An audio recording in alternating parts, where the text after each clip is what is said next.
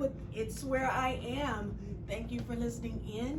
Today my guests are Michael John Franklin, who is my professional clinical director and psychotherapist. I always like to have a professional show because this show has to do with mental health and wellness. I also have a good friend of mine here, Devin Moore. He is the founder and CEO of Global Group Marketing Media Management event firm. And so Devin is here to provide some experience, some anecdotal experience in the community and conversation about what's going on. Now, what's going on? I've had to change my regular scheduled program to deal with the unrest in the country, and I felt that it was relevant, it was salient, and needed to be discussed. And so I thank you for listening in. First, I'd like to deal with my sponsors. I'd like to thank Donald Marquez Donald Marquez, Your Insurance Connection.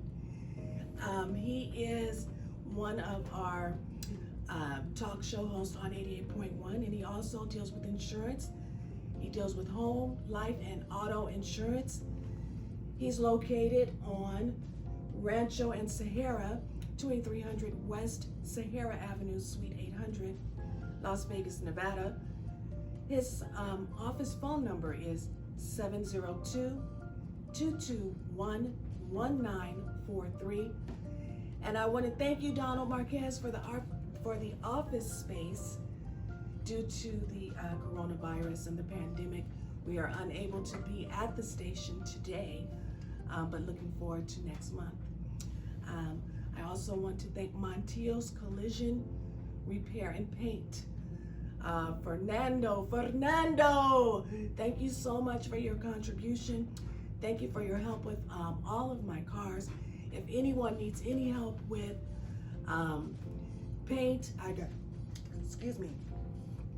I got my car painted, actually a couple of them, and he did a fantastic job. He's located at 350 Basic Road in Henderson, Nevada. His phone number is 702-815-5623. That's Montiel's Collision Repair and Paint. So let's delve right into it. And I'd like to start with you. Okay.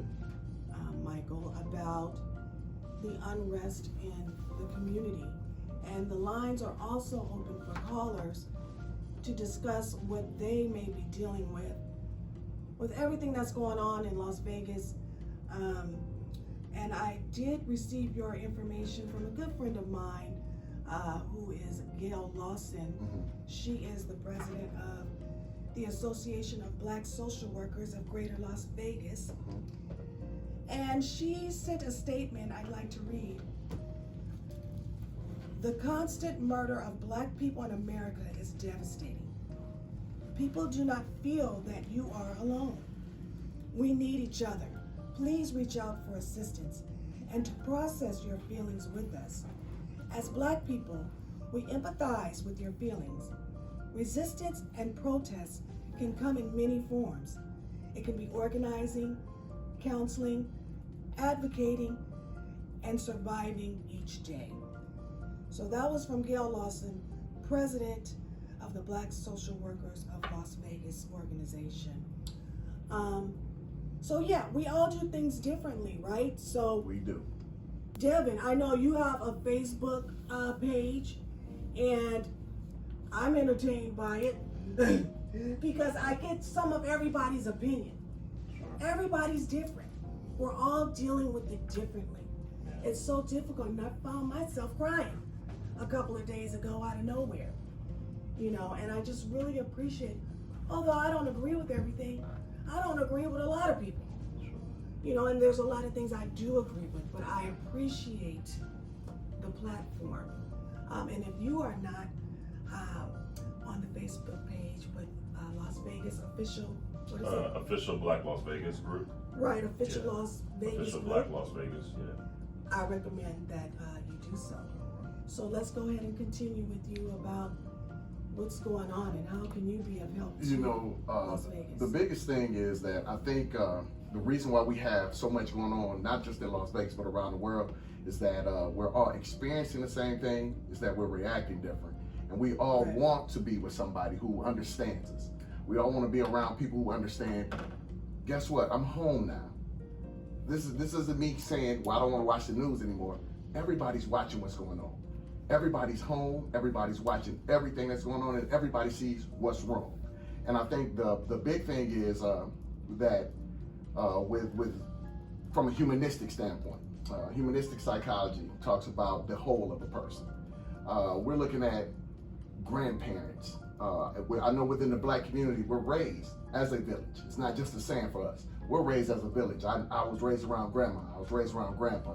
I was raised around aunts and uncles. So you talking about people that dealt with the 60s, the riots in the 60s, the racism and the migration in the 50s and the 40s.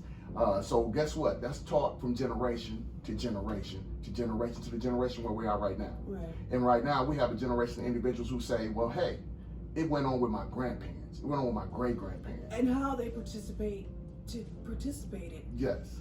then that would be how, their kids or their offspring would participate. So let's just say if it were a negative participation, then most likely those kids will react negatively. Is Yes, that right? that is right. And Okay. again, it's passed down.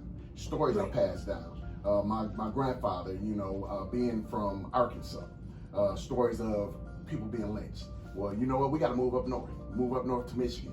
But guess what? Those stories still remain. Right. Uncles who, guess what? In the 60s, I was beat. I couldn't go to school with any school that I wanted to go to. Because guess what? That story is passed down to the next generation. Right. And so when all those stories, and we come to the culmination of me being a kid in the 90s, looking at Rodney King, and it's finally being videotaped. Looking at kids nowadays, guess what you're watching on TV? You're watching all these young black men get murdered and killed. Right. Sometimes you find that anger and you find that upsetness and you say, guess what? I need to go with somebody. I need to be around people who understand. And that's where we come together as a group and we march. We talk, we try to have these conversations. But the issue, and I know that the issue that I keep hearing from my clients is, privilege keep dictating how I get to protest. You didn't like the way that Colin Kaepernick took a knee, so now you don't like the way that I'm walking in the streets. Which way can I protest? Which way can I express myself? Mm-hmm. And that's what I'm finding with a lot of my young clients, guys between the ages 20, 25, who complain. And guess what? I know. I get to watch the news every night, and I get to see a black man getting murdered. I get to open up on Facebook because now, guess what? The revolution is being televised. I was a saying back in the day, the revolution won't be televised. Right. It is being televised every day. And people are finding themselves, I need somebody to talk to.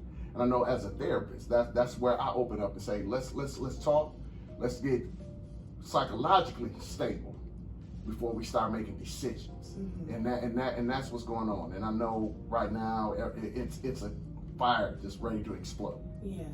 Well, I was like, I hear what you're saying as far as finding a therapist, but we are reluctant to do so. We are. And we are making, changes and advancements in that. But as a start, just to get the conversation going, Devin, that's where you would come in, right? Where people can just at least get their thoughts out. And then once you get your thoughts out, then you realize that more people feel the way that you do. You're not alone. Other people feel like you do too. And then like with me, I don't have PTSD, but I had a traumatic experience because I was there at the Rodney King riots. And I thought I was gonna go home across the street after leaving my friends. And I was bum rushed on with, are they called M16s? Yes. With rifles, With whatever rifles. they were carrying. AK-47. I was so scared, and it's like, that just comes back. I thought I could just go home, but I wasn't even allowed to go home. Mm-hmm. So do you want to continue with Yeah. Well, it is true that social media does provide an outstanding platform for us to be able to merge our thoughts and emotions into a common place. Yes. hopefully with people that we have some commonality with, because it provides a certain safe haven for us. But frequently we also find that there are people that we have opposing views, which is fine. In light of so much emotion, it becomes very toxic. Right. The challenge that we see in the official Black Las Vegas group, which was really started being a native here in Vegas. So many talk about how we're so disconnected when it comes to those that move to Vegas versus those that have been raised here versus those that are natives. So I said, my team and I, with one of my media companies, which is Go Urban Vegas, said, hey, we need to do something. So we decided to start an official Black Las Vegas group and make it a safe space for only Black folks, be it if you're African, African American, no matter where you are in the world, but you have to have a connection with the city and be Black. And so out of that, we allow conversations. We do require respect, but we do have conversations that right now are centered in on, violence, white privilege, supremacy, and everyone's not an effective communicator, and so sometimes it's a learning platform as well. So you can't knock it. You just have to understand that everyone's different and that they can grow from it. Yeah, it is very interesting, because what we're also learning through that platform is that there's a certain group that are protesting, and they're going to be very active with it, with what's going on right now. Then you have another group that's, where's the plan? What are we going to do after? Then you have those who don't believe in it because of where it has gone. Right. So we're finding that typically it's those three buckets of people. And so now we're trying to merge between all three of them and say, well, hey, how do we work all that together to come up with a common strategy? Y'all go march while we plan, and let's figure out how to still come out with it being very progressive. So mentally, we'll be able to thrive and hopefully have a healthy life versus feeling like nobody's listening, nobody cares. And as a result, when that happens, then obviously, our health is affected and our relationships are affected. How we deal, interact with our community is affected. Our jobs are affected, and it goes on and on. So, absolutely. Yeah. And so, if people need help, how do they reach out to you? Right now, I work at Consultation and Counseling Associates. We can be reached at 702-255-0056. That's 702-255-0056. As Vice President of Las Vegas Association of Black Psychologists, we have a connection within the city of a number of African American therapists, male and female, who are willing to listen and willing to take those steps to help dealing with what's going on, and dealing with what's going on in a positive light. Because again, we know the negativity can weigh upon us, and then we have those things called depression, anxiety, those things that again slow us from progressing as a people, because we're not a monolithic people. As mentioned earlier, Devin said, you have a group that wants this, a group that wants to do that. So again, us as therapy, us as looking into giving yourself an opportunity to get the mental weight off your shoulders, and that's our goal. Well, and that's where I commend you with great leadership, because as you were explaining that there's different people who need to do different things, and so it takes leadership to say, hey, you need to do this, hey, you need to do that, and realize where people's strengths are and guide them to that, right? Because if you don't know and it's just a bunch of people sitting there, then what are you going to do? You're just going to be sheep sitting there, and nothing's going to get done. And so that's why leadership is so important. Yeah, it is, and I think that as we're finding a lot of particularly our Black organizations, that the today's generation they're not joining. My generation, I'm 42. We're not as actively involved in a lot of Black organizations. You look historically, I was in the conversation before I got here about Martin Luther King, and some are saying, well, we're tired of Martin Luther King's tactics, let's leave him behind, right? So with that mindset, part of the challenge of it is that without us being organized, we're always going to lose. We use the saying, united we stand, divided we fall, yet we are unwilling to practice it. It's so easy to be divided and let everybody go their own way. So we're having our protests, And even within the protest now, if you've seen on some of the Facebook posts where there's some people trying to stop people who want to be more violent, right? So you have there's 3 different factions that are going on. You have, in Vegas alone, we probably had 4 to 5 different groups that are doing protests, which is fine in and of itself. However, when we're not on the same page, often our ability to be effective becomes minimized. Right. Oh wow. So do we know of any marches that are coming up? I know there's one Friday. Yes, yeah, there is one Friday that Minister Stretch Sanders will be producing at Doolittle Community Center. Okay. That will be starting at 5 p.m. And big shout out to him, as I know he's been in the streets, put in the work with New Era Las Vegas. And that's going to be, that's the one that I will be attending. Because of some of my health conditions, I have not attended some of the other ones, but I will be there to support that one because it's in a neighborhood that I grew up in. Okay. Secondly, I know his work, his body of work, and so that allows me to follow his lead, which he's a young brother in his mid-20s who's not afraid to lead, to be exposed. Nor run for mayor.